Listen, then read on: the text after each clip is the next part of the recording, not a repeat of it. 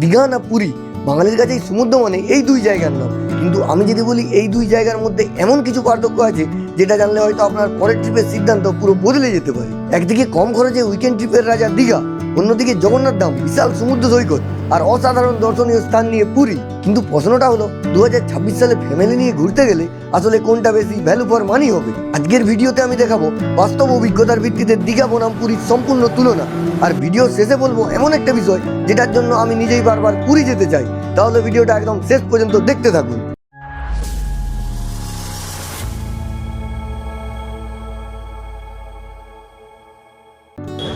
নমস্কার বন্ধুরা, প্রথমের নাম সুদীপ কুন্ডু, আপনারা দেখছেন মিস্টার কুন্ডু। তো বাঙালির সব থেকে বড় কনফিউশন হলো যে সে কোথায় যাবে, পুরী না দীঘা। দুই জায়গায় তো সমুদ্র আছে। তো আমি আপনাদের দেখাবো যে কোথায় গেলে আপনারা বেশি এনজয় করতে পারবেন আর কোথায় গেলে আপনাদের বাজেটে পকেট ফুটো হবে না, একদম রিয়েল এক্সপিরিয়েন্স। মানে আপনারা যে কনফিউশনে আছেন সেই কনফিউশন দূর করার জন্যই আমার আজকের এই ভিডিও। প্রথম যেতে গেলেই যেটা প্রথমেই মাথায় আসে সেটা হলো যাতায়াত। তো প্রথমেই কথা বলি যাতায়াত নিয়ে। যদি কলকাতা থেকে হিসাব করি তাহলে দীঘার দূরত্ব প্রায় 185 কিলোমিটার। ট্রেনে সাধারণত 3.5 থেকে 4 ঘন্টা লাগে এবং গাড়িতে লাগে 4 থেকে 5 ঘন্টা। আর অন্যদিকে কলকাতা থেকে পুরীর দূরত্ব প্রায় 500 কিলোমিটারেরও বেশি। ট্রেনের সময় লেগে যায় 8 থেকে 10 ঘন্টা আর গাড়িতে গেলে তো 10 থেকে 12 ঘন্টা। আপনাদের যদি হাতে কম সময় থাকে, অর্থাৎ উইকেন্ডে মাত্র 2টা দিন, তাহলে কিন্তু দীঘা এদিকে অনেক এগিয়ে থাকবে। কারণ দীঘায় আপনি শুক্রবার রাতে বেরিয়ে তারপরে শনি রবিবার এনজয় করে আবার রবিবার রাত বা সোমবার সকালে এসে আপনি কিন্তু যে যার মানে কর্মস্থানে জয়েন করতে পারেন। অর্থাৎ উইকেন্ড ট্রিপের জন্য কিন্তু দীঘা একদম পারফেক্ট বলতে পারেন। এরপরে চলে আসি পুরীর কথায়। পুরী যদি আপনারা প্ল্যান করেন তাহলে উইকেন্ডের 2টা দিনে কিন্তু হবে না। এখানে কিন্তু 3 থেকে 4 দিন প্ল্যান করলে বেশ ভালোভাবে কিন্তু পুরী উপভোগ করা যায়। তাই যাতায়াতের সুবিধা এবং সময় বাঁচানোর দিক থেকে দীঘা কিন্তু অনেকটা এগিয়ে থাকবে। আর হ্যাঁ, একটা কথা, দীঘা যাওয়ার জন্য কিন্তু যেরকম ট্রেন আছে সেরকম কিন্তু অনেক বাস আছে। মানে দীঘা টু কলকাতা বা দীঘা টু মেদিনীপুর অনেক বাস আছে। মানে একদম AC bus, luxury bus, SBSTC সব কিছু বাস আপনারা পেয়ে যাবেন। এটা কিন্তু যাতায়াতের একটা বিরাট সুবিধা আপনারা বলতে পারেন। তো এরপরে আসি যেটার জন্য আমরা দীঘা যাই বা পুরী যাই সেটা, মানে এরপরে আসি সব থেকে ইম্পর্টেন্ট যেটা, সেটা হলো সমুদ্র সৈকত। দীঘার সমুদ্র সৈকত তুলনামূলক ছোট এবং বেশিরভাগ সময় প্রচণ্ড ভিড়। বিশেষ করে ছুটির দিনে নিউ দীঘা এবং ওল্ড দীঘা এলাকায় প্রচুর পর্যটন দেখা যায়। তবে সন্ধ্যার সময় ওল্ড দীঘা পাথরে আজের পড়া ঢেউর দৃশ্য কিন্তু সত্যিই অসাধারণ। আরেকটা যেটা আমার নজরে কিন্তু বারবারই আসে, আমি দীঘাও গিয়েছি পুরীও গিয়েছি, যেটা হলো দীঘার সমুদ্র সৈকত কিন্তু অতটা পরিষ্কার নয়। মানে জলটাও ঘোলাটে টাইপের আর বীজটাও বেশ নোংরা থাকে কিন্তু। এরপরে আসি পুরীর সমুদ্র সৈকতের কথায়। পুরীর সমুদ্র সৈকতটা যদি আপনারা দেখেন, আমি গ্যারান্টি বলবো যে আপনারা চোখের পলক ফেলতে পারবেন না। কারণ এতটাই পরিষ্কার পরিচ্ছন্ন আর দূরে একদম নীল জলরাশি আর সেই বিখ্যাত বড় বড় ঢেউ। মানে এই ঢেউয়ের সঙ্গে দীঘার কোনোরকম কোনো তুলনাই হয় না। মানে এখানে ঢেউ বিরাট বড় বড় ঢেউ আর একদম নীল জলরাশি, কোনো একদম নোংরা নেই, ক্লিন অ্যান্ড ক্লিয়ার। বিচও বলতে পারেন পুরো স্যান্ডি বিচ, যেদিকেই তাকাবেন পুরো বালি। সে বালিও কিন্তু অতটা অপরিষ্কার নয় দীঘার মতো, আর পাথর নেই এখানে। আর যেটা দীঘাতে আমি দেখেছি পাথুরে বিচ আছে, মানে বিচে প্রথমে বালি আছে কিন্তু জোয়ারের সময় পাথরের জল চলে আসে, মানে তখন স্নান করা যায় না। পুরীতে গিয়ে কিন্তু একটা জিনিস দেখলাম যে জোয়ার হোক বা ভাটা হোক, এখানে কিন্তু আপনারা সবসময় স্নান করতে পারবেন। কিন্তু দীঘাতে যদি জোয়ার থাকে তখন পাথরে পুরো জল আছড়ে পড়ে, সেটা ওল্ড দীঘায় বলুন আর নিউ দীঘায় বলুন। কিন্তু পুরীতে আপনারা একদম যেটা দেখবেন পুরো 2 চোখ মিলে দেখতে পারবেন, একটা দারুণ ফিল হবে কিন্তু এখানে। কিন্তু যদি কোনো কারণে বসকে ম্যানেজ করে আর 1 দিন বা 2 দিন ছুটি বাড়িয়ে যেতে পারেন, তো আমি বলবো একদম আমার ক্ষেত্রে কিন্তু এক্ষেত্রে একদম উইনার, মানে সব দিক দিয়ে কিন্তু পুরী সি বিচ। তো চলুন এরপর দেখে নিয়ে যাক দীঘাতে আর পুরীতে সাইট সিন কী আছে। তো দীঘাতে যদি আপনারা যান তাহলে কিন্তু অনেকগুলো প্লেস রয়েছে যেগুলো কিন্তু ঘুরতে বেশি দিন লাগে না, 2 থেকে 3 দিনই যথেষ্ট। যেমন আপনারা যদি নিউ দীঘাতে স্টে করেন তার পাশেই রয়েছে কিন্তু অ্যাকোরিয়াম, অমরাবতী পার্ক। এরপর রয়েছে old Digha, Udaipur beach, Shankarpur beach, Talsari, Mandarmani এবং জুনপুট।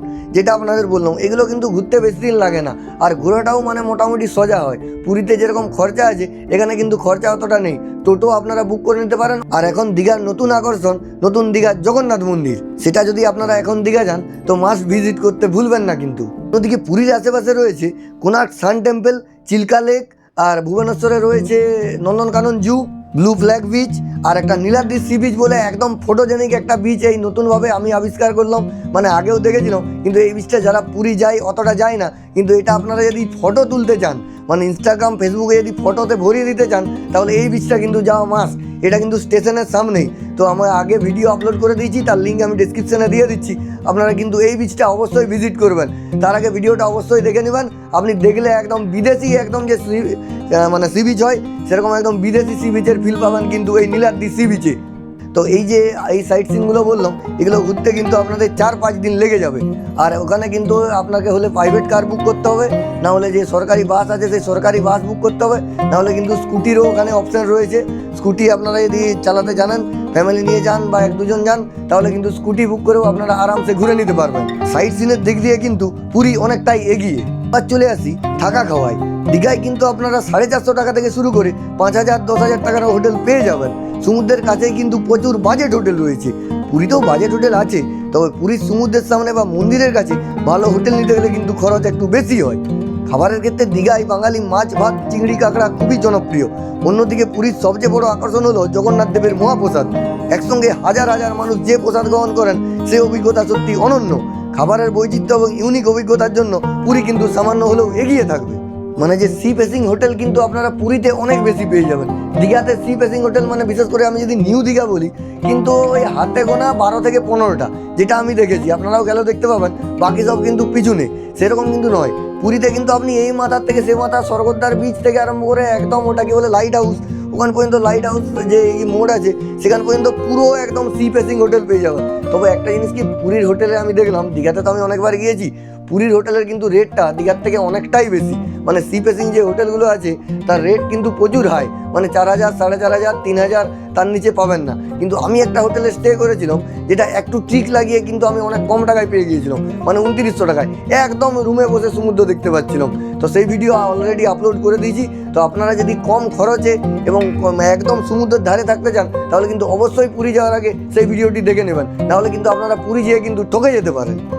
তো এরপর আসা যাক আনুমানিক মোট একটা খরচের দিকে। ধরা যাক 2 জন মানুষ 2 রাত 3 দিনের ট্রিপে যাচ্ছেন। দীঘায় ট্রেন, হোটেল, খাবার এবং সমস্ত লোকাল ঘোরা মিলিয়ে প্রায় 6 থেকে 10,000 টাকার মধ্যে কিন্তু আপনাদের হয়ে যাবে। অন্যদিকে পুরীতে একই ধরনের ট্রিপে খরচ হতে পারে 15 থেকে 18,000 টাকা বা তারও বেশি, অর্থাৎ প্রায় দ্বিগুণ বাজেট ধরতে হবে। তাই বাজেট ট্রাভেলারের জন্য কিন্তু দীঘা নিঃসন্দেহে একদম বেস্ট অপশন। তো এখন সবচেয়ে গুরুত্বপূর্ণ প্রশ্ন হলো আপনার জন্য কোনটা বেস্ট। যদি আপনি কম খরচে কম সময়ে পরিবার বা বন্ধুদের নিয়ে একটা রিফ্রেশিং উইকেন্ড ট্রিপ করতে চান তাহলে কিন্তু চোখ বন্ধ করে আপনারা দীঘা যেতে পারেন। আর যদি সমুদ্রের পাশাপাশি মন্দির, ইতিহাস, সংস্কৃতি, ডলফিন দেখা, একাধিক দর্শনীয় স্থান ঘুরতে চান তাহলে কিন্তু পুরী বেস্ট। আমার মতে বাজেট ও সুবিধার রাজা দীঘা, আর কমপ্লিট ট্রাভেল এক্সপিরিয়েন্সের রাজা কিন্তু পুরী। তাই এখন আপনারা কমেন্টে জানান যে আপনার ভোট কার পক্ষে, দীঘা না পুরী। নেক্সট ট্রিপ আপনারা কোথায় করতে চলেছেন, যে দীঘা যাচ্ছেন নাকি পুরী যাচ্ছেন।